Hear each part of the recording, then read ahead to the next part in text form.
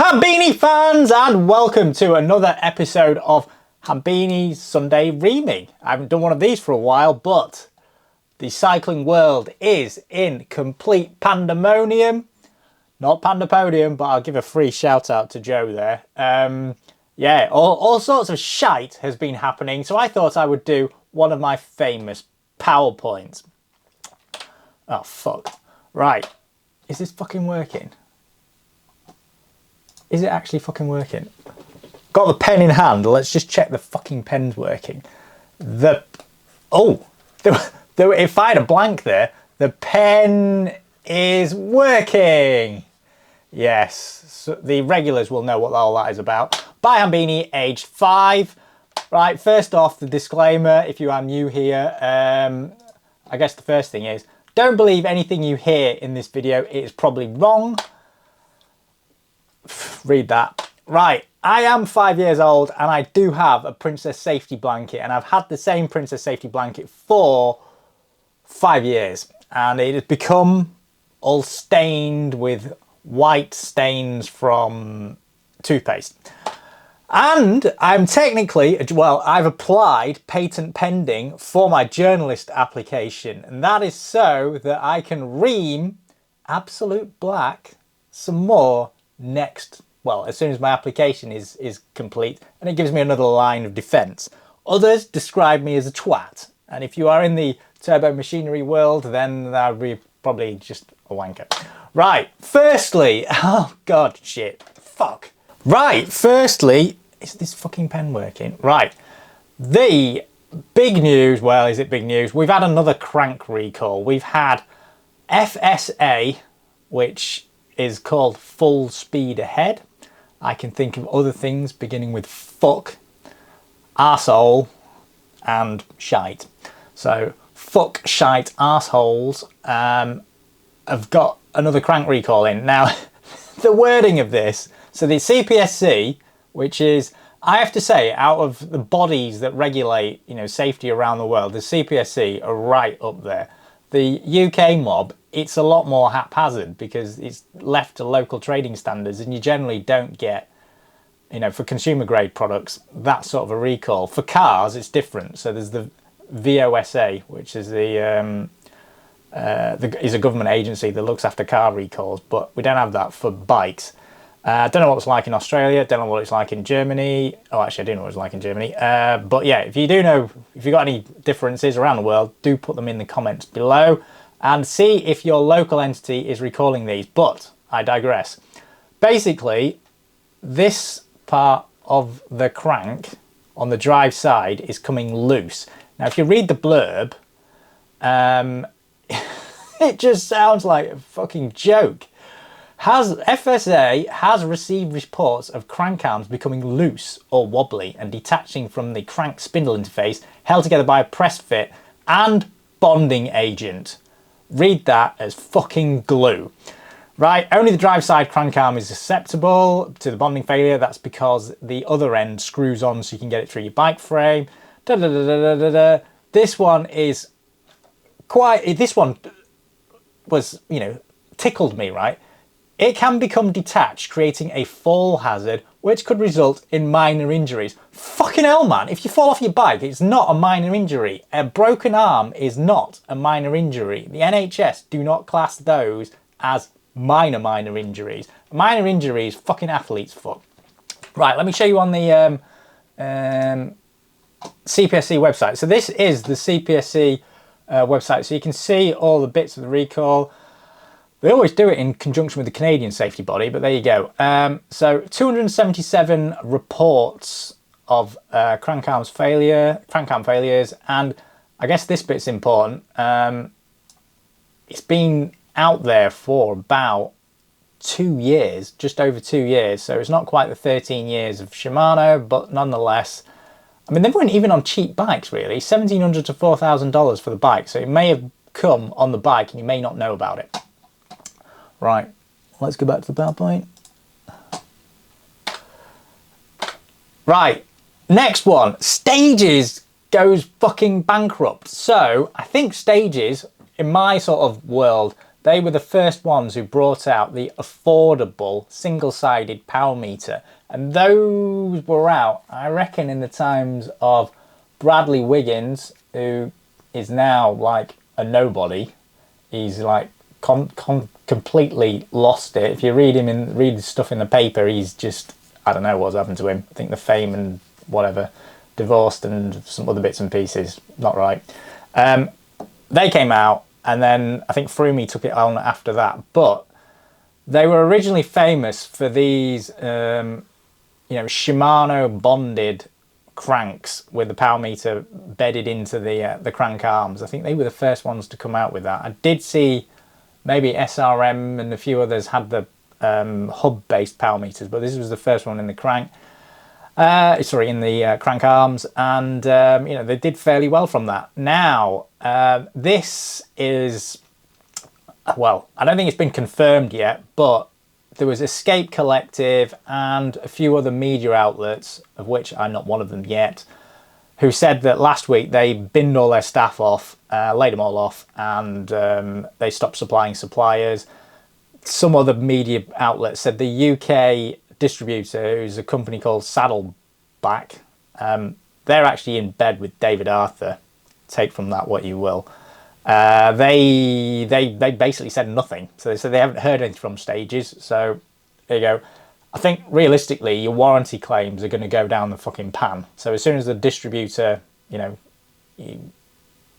runs out of stock, the only way you can really get any sort of recompense is if you took the distributor or your local bike shop to what is effectively the small claims court and said, it's not fit for purpose, blah, blah, blah. 99% of the time, you won't actually even ever get there. All that will happen is they'll pay out because it costs way less to pay out, even if it's like 300 or 400 quid versus going to small claims court, which will be a couple of grand minimum. And then if they do that, it sets a precedent and everyone else comes in.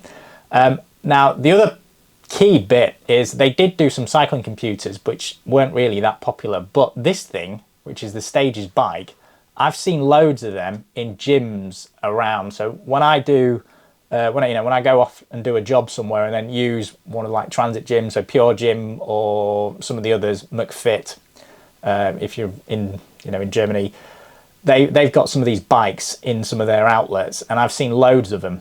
And I don't know where they're going to get the spares for these, because those kind of things, commercial, industrial used bikes, they are going to wear through all sorts of bits in a hurry. Another, I guess, is another casualty of the cycling industry. They all gouged people for fun, and then all of a sudden market drops out and they're all dropping like flies. Right, some other stupid fuckers that have gone bust this week. Kona, I'm not really sure what happened to them, but they're apparently for sale, but basically they've run out of cash. It wouldn't surprise me in this day and age if they just folded completely and then someone bought the name and that was it. Bought the name and then moved the manufacturing, well, even now, the manufacturing to the Far East, and then, did it from there. And then Pole, or is it Pole? I don't know. They filed for bankruptcy in Finland. I don't really follow mountain biking that much, but the guy that ran it was a bit of a decisive character, not that I'm not. And, he was loved by some, hated by others, called a bit of a pioneer, and, another one that's bitten the dust.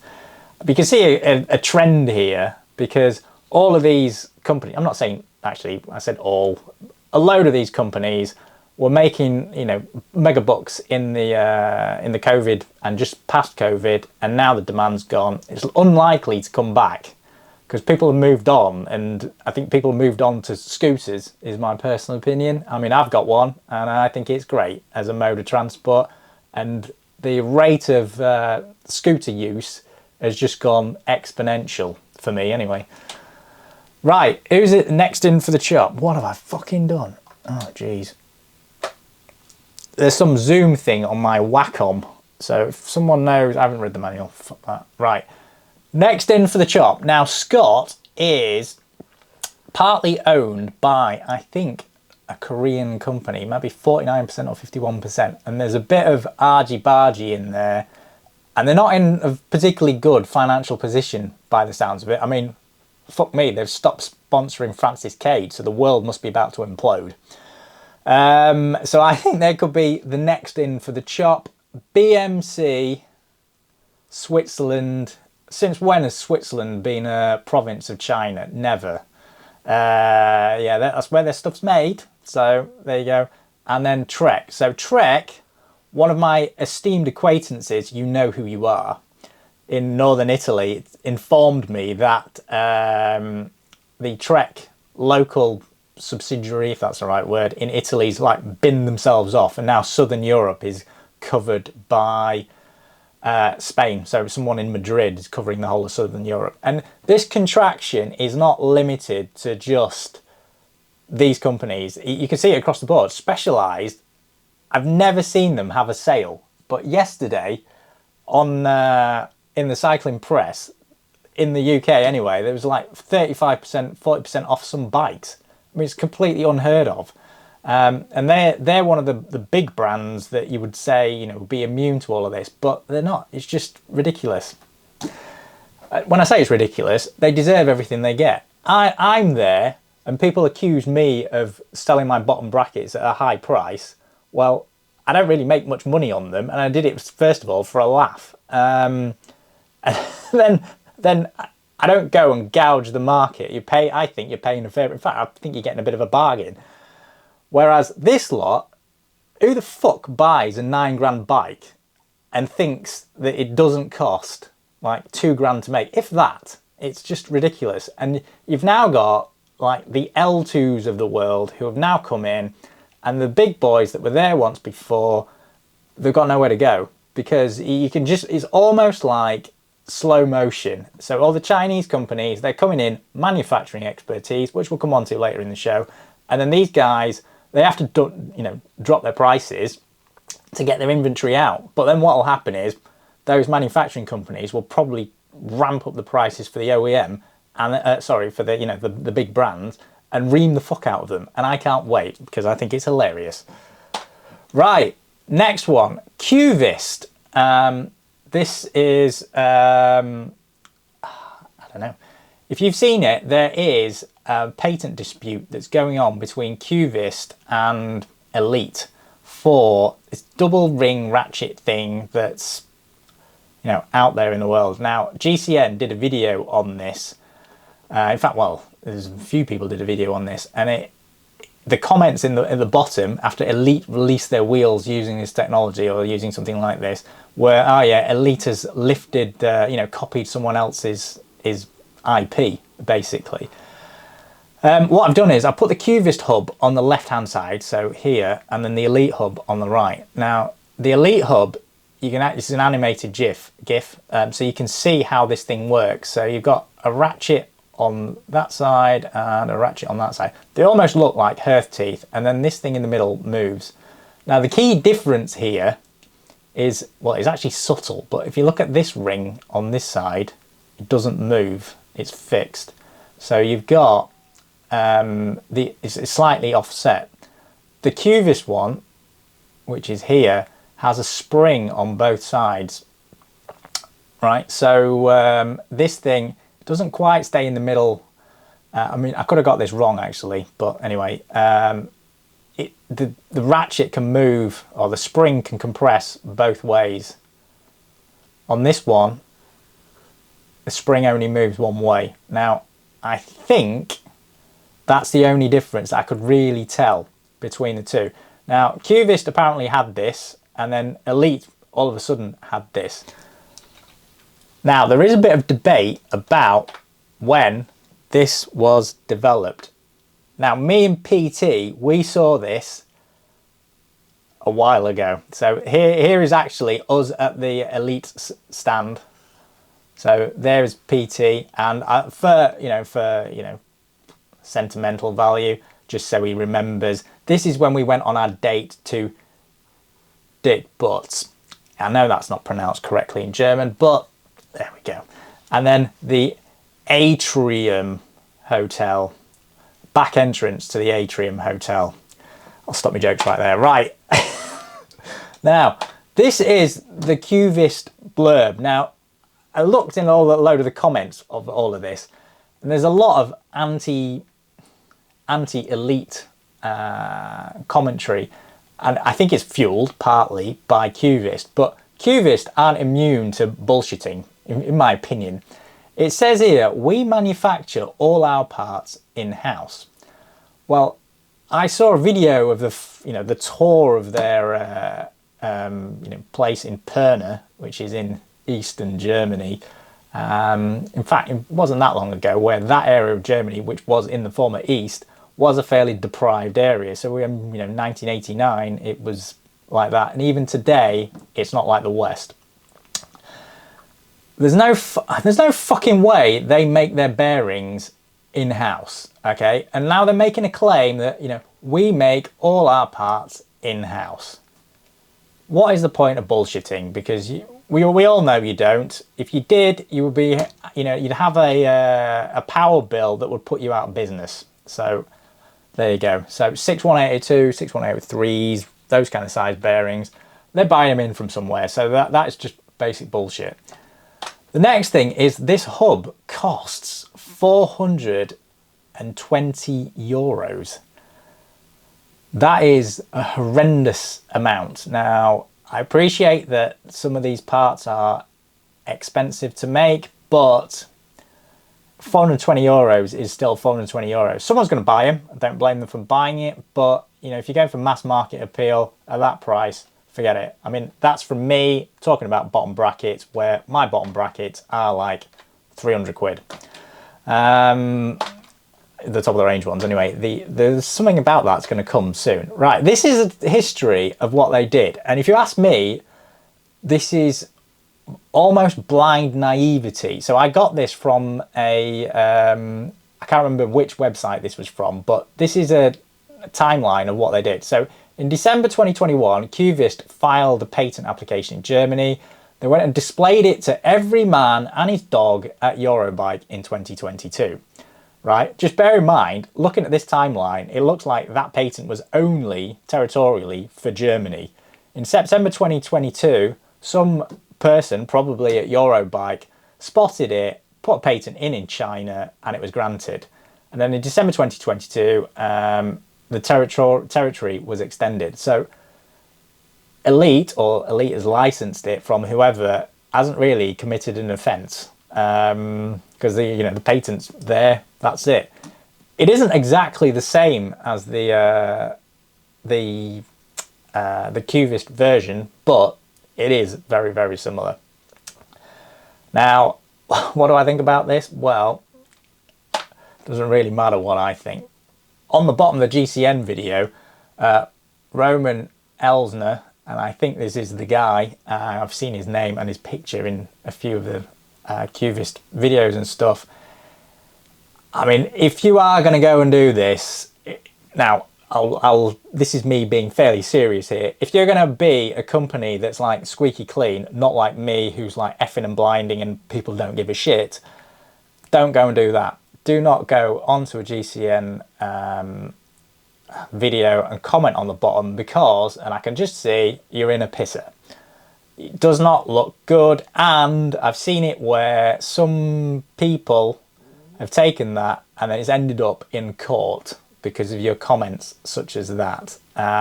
So I wouldn't recommend you did it. It's out there now and I've highlighted it, so even if you delete it, it's not really going to make a difference.